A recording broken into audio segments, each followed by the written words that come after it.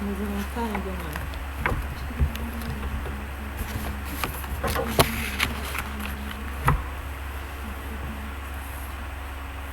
Boa noite a todos. Sejam todos bem-vindos. Os que aqui se encontram e os que estão em casa também assistindo. Que possamos todos contar com a presença de Jesus em nossas vidas e em nossos corações. Então, como de praxe, de costume, iniciamos com uma prece.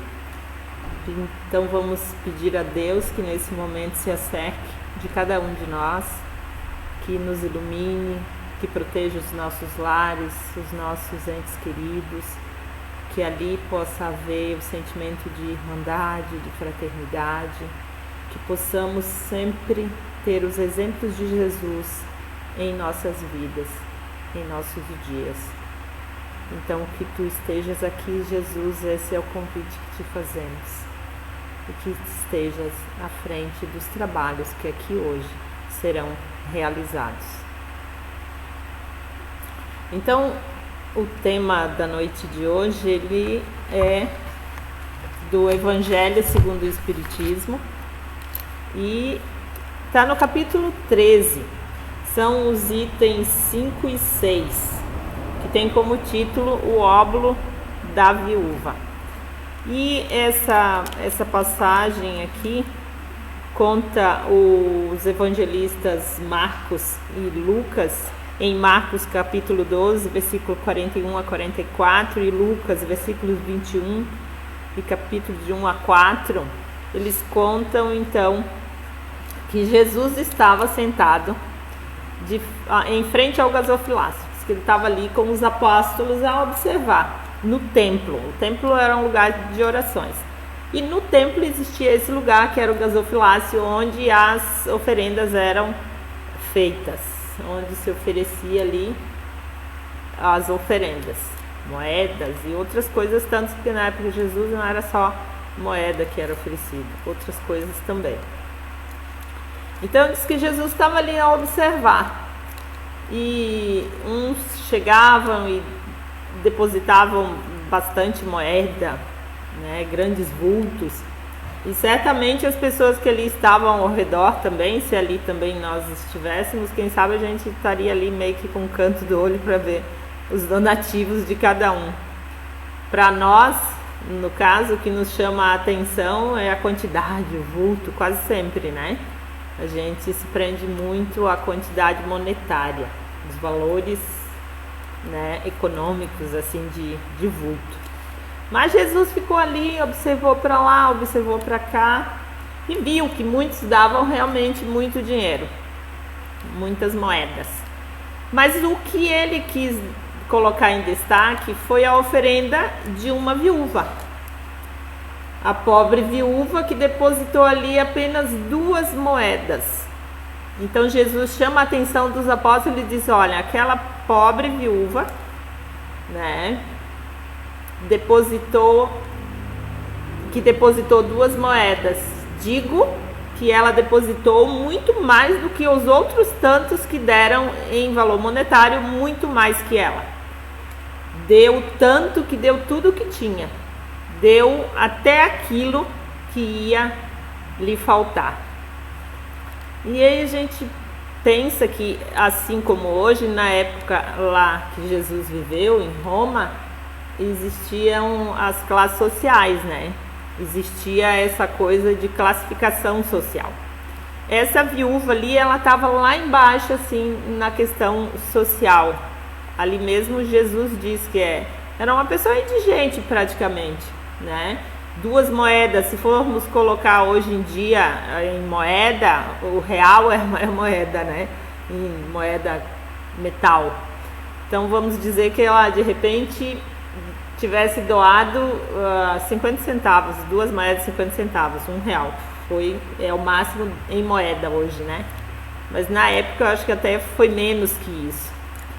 E aí a gente fica pensando, mas do que adianta que, né?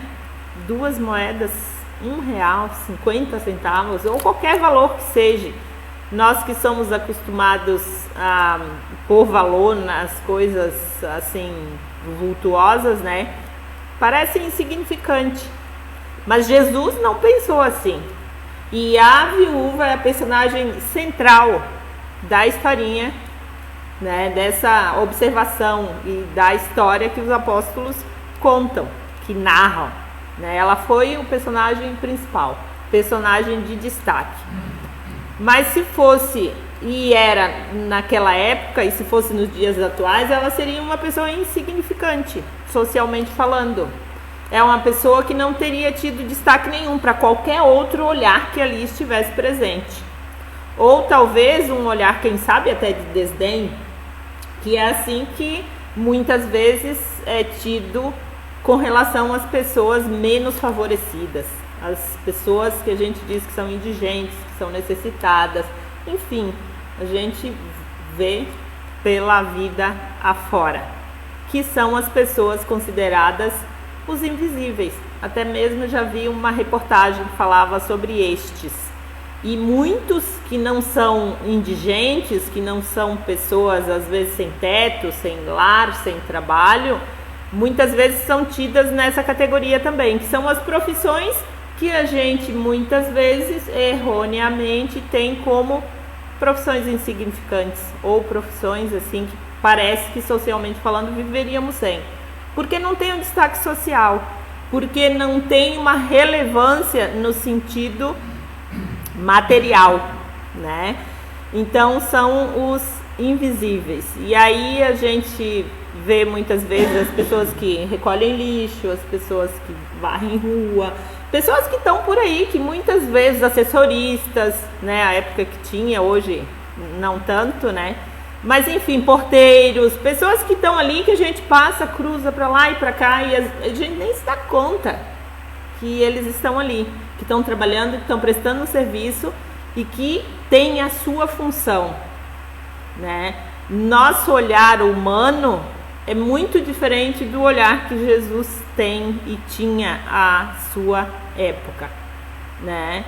Porque quando ele deu destaque à viúva, ele quis ressaltar valores que para nós, na maioria das vezes, ou muitas vezes, ou algumas poucas vezes, é que nos chama a atenção, que são os valores morais. A gente vive mais ainda para as questões materiais, as questões transitórias, né? E isso é por conta da nossa evolução. Ainda nós não conquistamos, né, esses valores interiores, e por isso nós temos dificuldade em valorizar esses valores em outras pessoas.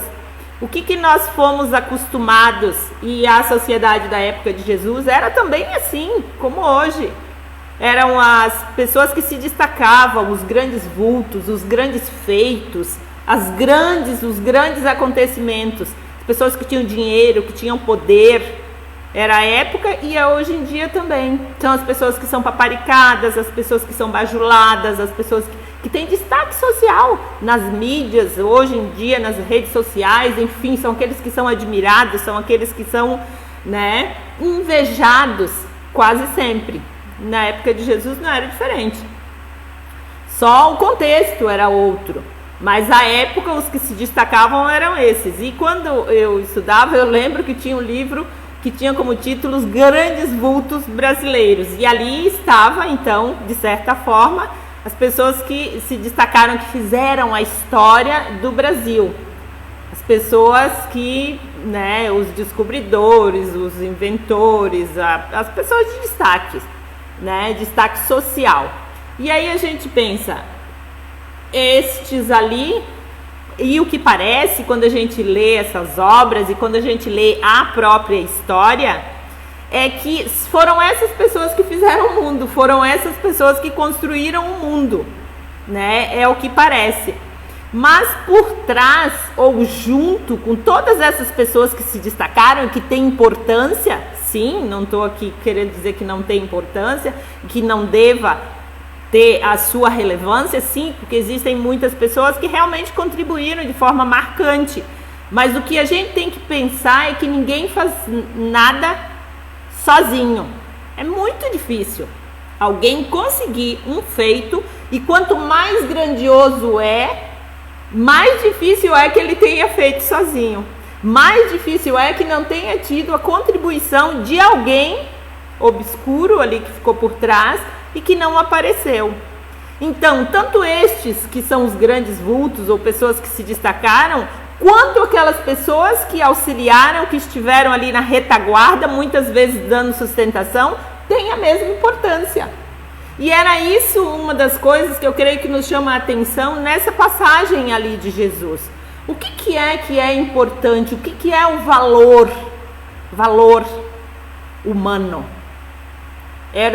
É pelo que ele tem ou é pelo que ele é? E é isso que Jesus nos chama a atenção nesse trecho aqui. Quando ele diz que ela deu mais e ela deu 2 pequenas moedas, vamos botar R$1, que ela deu mais do que os outros, de que valor Jesus estava falando? É para a gente pensar, analisar. Quais são os valores que um ser humano possui de si? Porque a moeda, tanto a da viúva como daqueles outros tantos que deram em abundância, ela é transitória. Às vezes, numa mesma encarnação, a gente ganha e a gente perde. A gente vai do auge, do ápice, né, das posses, à indigência. Quantas pessoas passaram por este mundo, contemporâneos nossos, que a gente pode ter como exemplo que aconteceu isso? Não é permanente. Tudo que é material é transitório. Tudo que é material, tudo que é daqui da terra, do mundo terreno, ela guarda a sua instabilidade. Então, dos mais potentados hoje aqui na terra, nenhum deles pode garantir que termina a sua reencarnação nessa mesma condição. Porque é próprio da vida terrestre, a instabilidade. E aí a gente vê os revés das bolsas de valores, da instabilidade econômica, e enfim, que estão lá em cima e às vezes perdem tudo e ficam na indigência. Ficam como a pobre viúva. Então não era desse valor ali, valor monetário que Jesus estava falando. Jesus, quando observou o donativo da mulher, ele fez uma segunda observação. Observou a doação e logo em seguida ele faz uma segunda observação. Ela deu tudo o que tinha. Deu daquilo que iria lhe faltar. Então Jesus estava falando do desprendimento daquela mulher. E estava nos trazendo o exemplo do que é essa verdadeira caridade, esse desprendimento do coração, que é o valor que ela possuía de mais alto grau, era esse valor moral. E esses eram os valores que Jesus buscava nas pessoas. Principalmente ele buscava enaltecer e buscava instigar a construção desses valores. Todo o evangelho é um ensinamento para que a gente, aos poucos, galguemos a conquista dessas virtudes, que uma delas é a caridade. E diz o Kardec nas obras, né, no Evangelho mesmo, que é o ápice das nossas conquistas, é a caridade na íntegra, porque caridade engloba tudo que de bem um homem vá possuir no sentido moral. Então, nós pensando com relação a essa mulher que deu o óbolo, deu tudo que tinha, né? A gente muitas vezes, e nós que estamos aqui na casa espírita, que adotamos o espiritismo como uma religião que seja, ou enfim, acreditamos que é uma verdade, e a gente está aqui como adepto do espiritismo, né? E nós temos como bandeira no espiritismo: fora da caridade não há salvação. E a gente está aqui numa labuta constante para descobrir como a gente faz a caridade, para descobrir de que forma é essa caridade que Jesus nos convida a fazer, e que o espiritismo diz que não é qualquer uma, não é de qualquer jeito. Fala inclusive da caridade material, da caridade moral, o espiritismo, né? Aqui mesmo no Evangelho, dizendo da diferença de dar coisas e de dar de si mesmo. Então, o dar coisas materiais é uma necessidade do necessitado? Sim, é uma necessidade do necessitado e precisa ser feita também. Mas ainda os donativos que atendam às necessidades materiais, existem formas e formas de se fazer. Porque a gente pode doar porque está sobrando, né? Que é o que Jesus observa ali. Todos os outros deram daquilo que era da sua abastança, daquilo que lhe sobrava, daquilo que tinha com fartura. Mas ela deu daquilo que lhe faltava, né? Então, mesmo nesse sentido material, a intenção é isso que Jesus nos chama a atenção. A intenção, o sentimento é que carrega o valor da doação, mesmo que sejam as coisas materiais.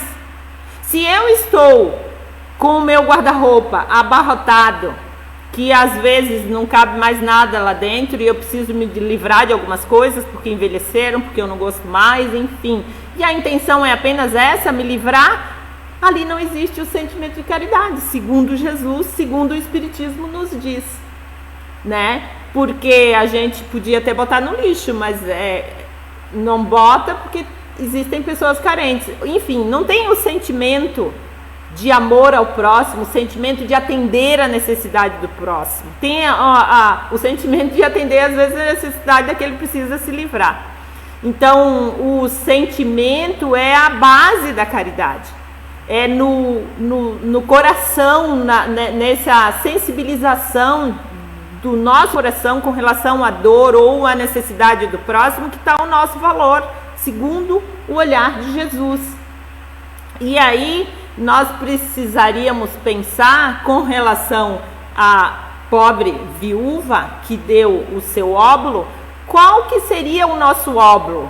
Mesmo que não seja tudo aquilo que temos, porque graças a Deus, eu creio que todos nós que estamos aqui, temos um pouco mais do que a pobre viúva. Mas qual seria o nosso óbolo? Aquilo que seria difícil de fazer a doação, né? De tirar de nós para doar. É esse sentimento que precisa ser trabalhado, do desprendimento, porque muitas vezes a gente tem o suficiente, tem mais que o suficiente, e a gente tem um apego.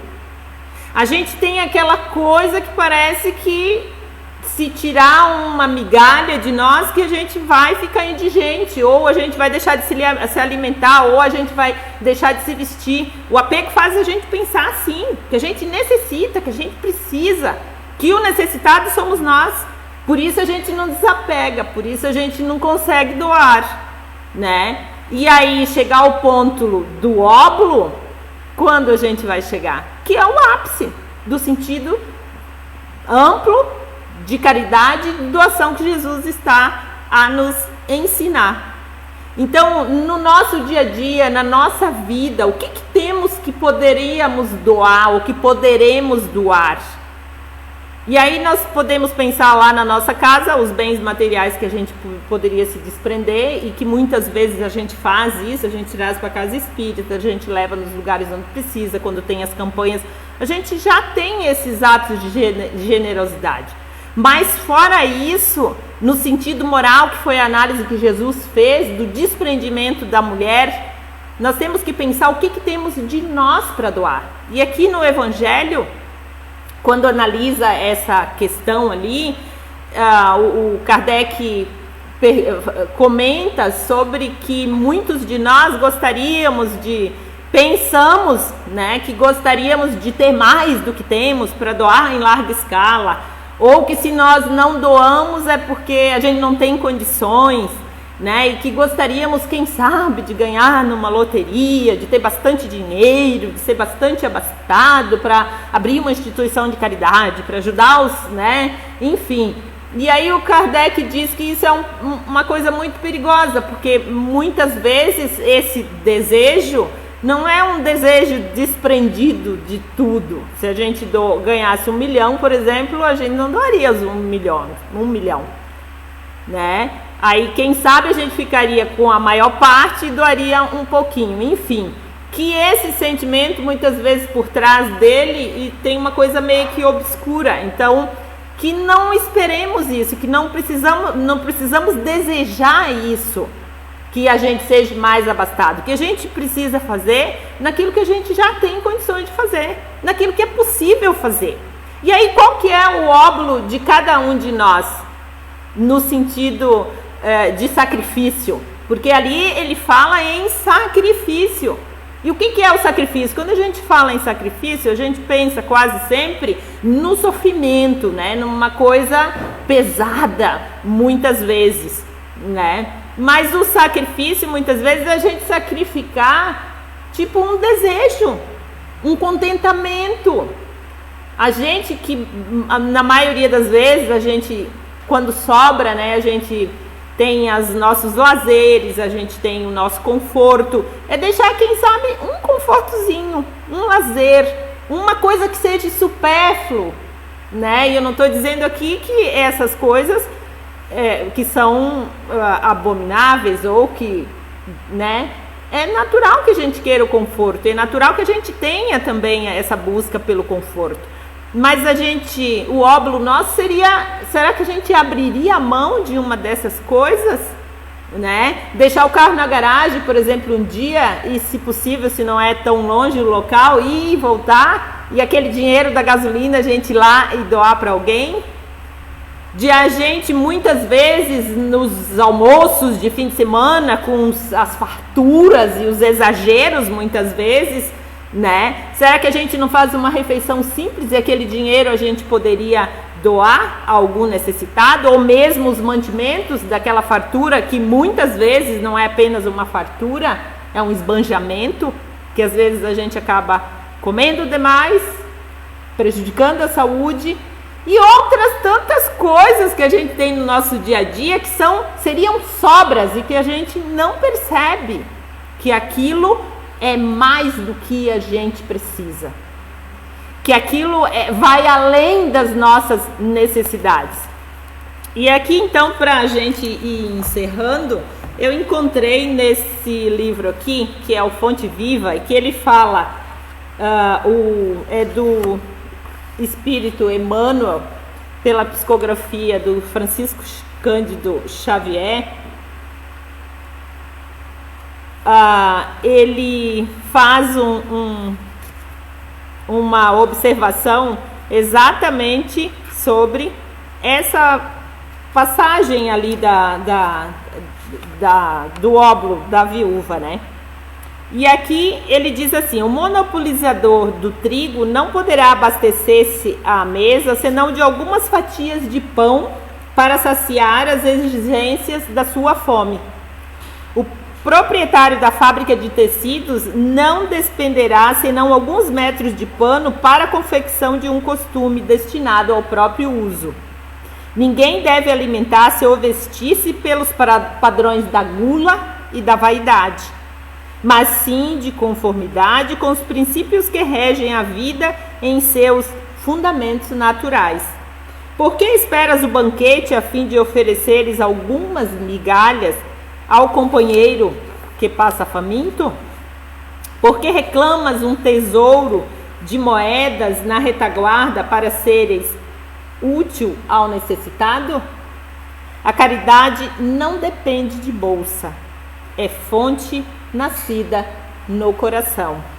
É sempre respeitável o desejo de algo possuir no mealheiro para o socorro do próximo ou de si mesmo nos dias de borrasca e insegurança. Entretanto, é deplorável a subordinação da prática do bem ao cofre recheado.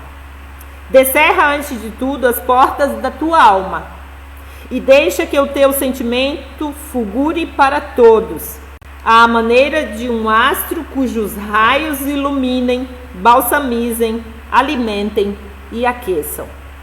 A chuva, derramando-se em gotas, fertiliza o solo e sustenta bilhões de vidas. Dividamos o pouco e a insignificância de boa vontade, amparada pelo amor, se converterá com o tempo em prosperidade comum. Algumas sementes atendidas com carinho no curso dos anos podem dominar glebas imensas. Estejamos alegres e auxiliemos a todos os que nos partilhem a marcha, porque, segundo a sábia palavra do apóstolo, se possuímos a graça de contar com o pão, com o agasalho para cada dia, cabe-nos a obrigação de viver e servir em paz e em contentamento. Então, como o Emmanuel, e esse título aqui é Estejamos Contentes.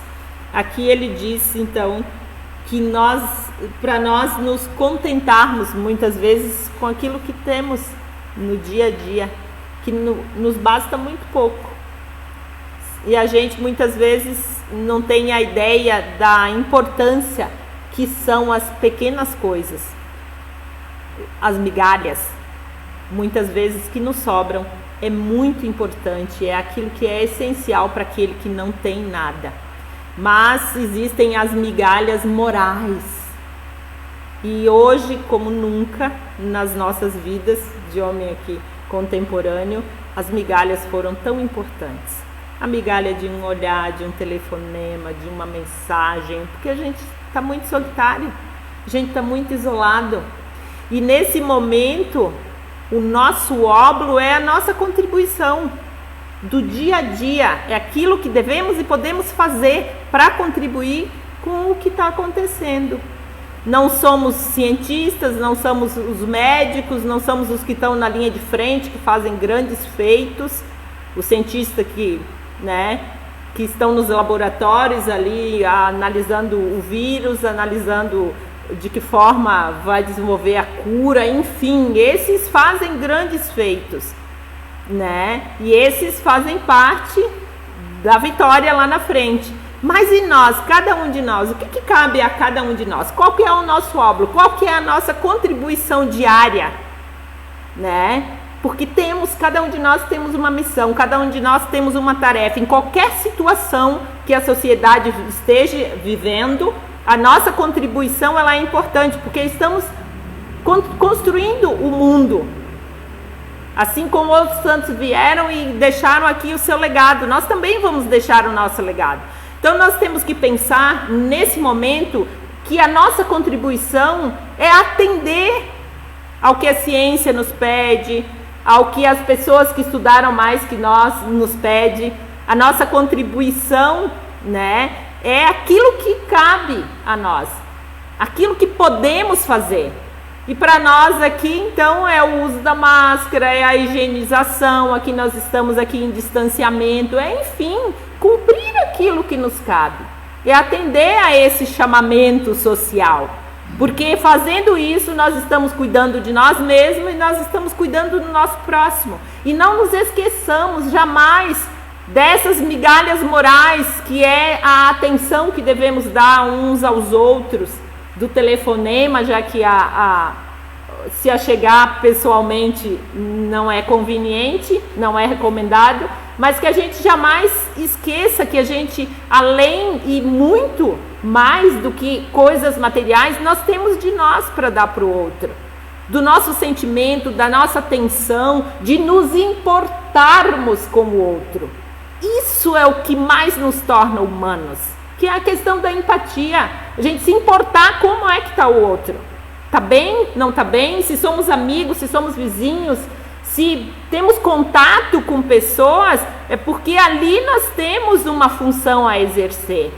E é a função humana de viver em sociedade.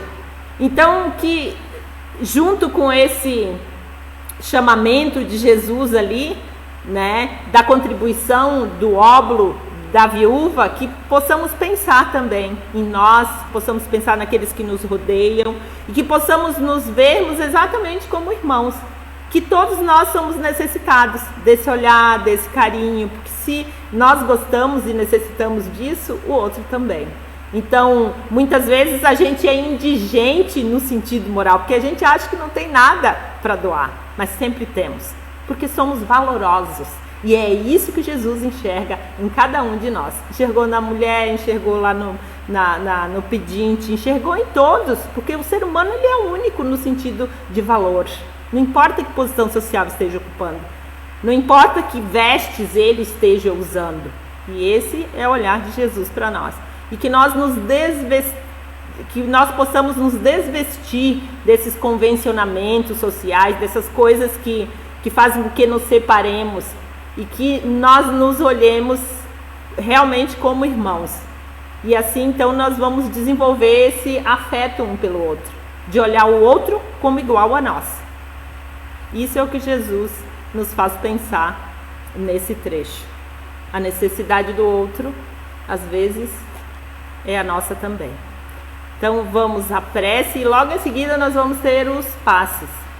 Então, quem desejar, o passe vai ser oferecido aqui mesmo. Então, quem desejar, só permanecer sentado no local onde está. E os trabalhadores da casa, em seguida, à prece, irão então ministrar o passe. Vamos então agradecer a Deus, agradecer a Jesus por essa possibilidade de compreensão dos seus ensinamentos, por essa possibilidade de estarmos aqui na tentativa e na busca de nos melhorarmos, de enternecermos nos nossos sentimentos, no nosso coração, de trazer Jesus para as nossas vidas, para o nosso dia a dia. Que Tu possa, Senhor, atender a todos aqueles que choram, que sofrem, aqueles que passam por dificuldades da doença física ou da doença moral. Por todos aqueles, Senhor, muitas vezes excluídos socialmente falando, que vagam pelas ruas, pela vida, sem família e sem serem percebidos, sem serem notados. Que Tu esteja com cada um e que Tu enterneça os corações de todos nós, para que possamos ter olhos de ver, para que possamos olharmos-nos como irmãos, para que possamos, Senhor, dar daquilo que temos de melhor, que somos nós mesmos. Então Te agradecemos por hoje e por sempre. Que assim seja.